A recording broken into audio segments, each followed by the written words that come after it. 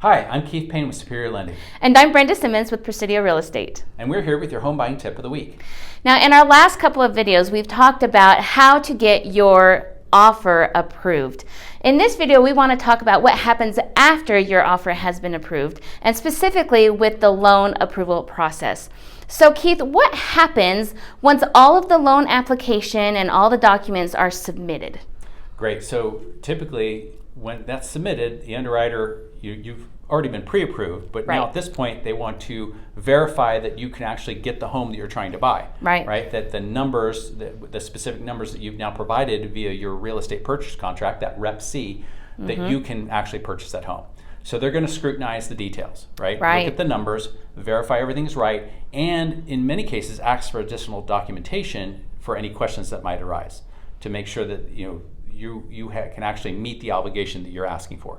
So that's interesting. What are some examples then of the documents that a buyer may have to submit once the loan application process has started? Great question. So there could be a variety of things, right? You may have a gifted funds for your down payment from friends or family typically. You may have additional verification of employment questions that come up. So there might be a letter of explanation as to why there's a gap in employment for a month or so, or why you were at school, those kind of things. So additional documentation may be required from the underwriter just to verify that they've dotted all the I's, crossed all the T's, and you are a qualified borrower.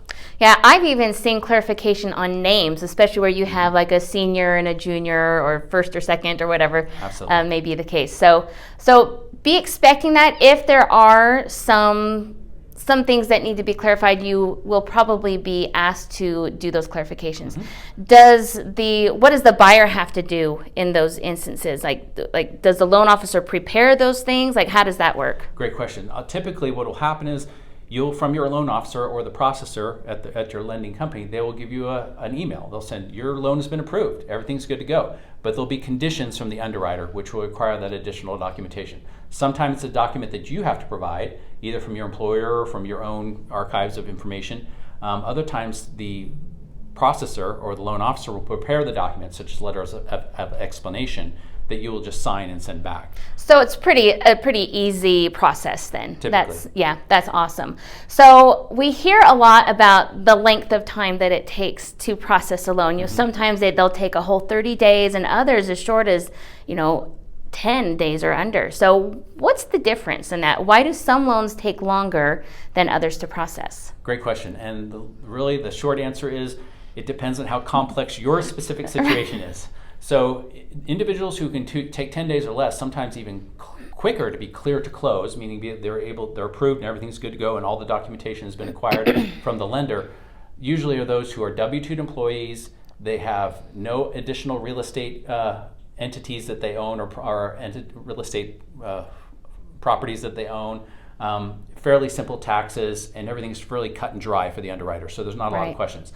Those that take longer, usually questions arise during that underwriting process, and the underwriter, being the risk-averse individuals they are, want to make sure that everything is clear, right? And they know that your income is what you're stating it is or what the documents show that it should be. So it sometimes requires more documentation and more time to get those things resolved. Awesome. All right, so that's good to know. Now, a few days, 2 to 3 days before the buyer goes to closing, there's a document that they should receive. It's called the closing disclosure document. Keith, can you go over a little bit about what this document is and why it's important that buyers need to review this? Yeah, the closing disclosure should not be the first time you see this document in the format.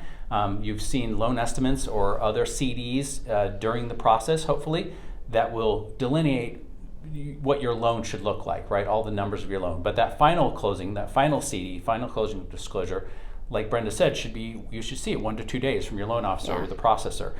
And it will give all the details, what your loan amount is, what your down payment is, what your interest rate is, and then show your principal and interest, your escrows, and so you'll know exactly what your mortgage payment is and what your financial obligation is to fulfill that loan. In the second page and subsequent pages, you'll have details on where all the fees are going for the closing, who's getting paid from title, the appraisal, all those things are delineated in the closing disclosure. going over that a day or two before your closing is helpful. So any questions that arise or mistakes maybe that have been made can be clarified or resolved before you're sitting at the table with a stack of papers to sign. So it's really important that if you don't hear from your lender about that closing disclosure a day or two before closing, that you ask for it. But a good lender is going to go over that with you. Your loan officer is going to review it with you, make sure that everything looks right to you as well as to the lender. Perfect. Keith, thank you so much for explaining all this to us today. We hope that this has been helpful for you. If you have any questions at all, please give us a call. Our phone numbers are down here at the bottom of the screen. And until then, I'm Brenda Simmons with Presidio Real Estate. And I'm Keith Payne with Superior Lending. Take care.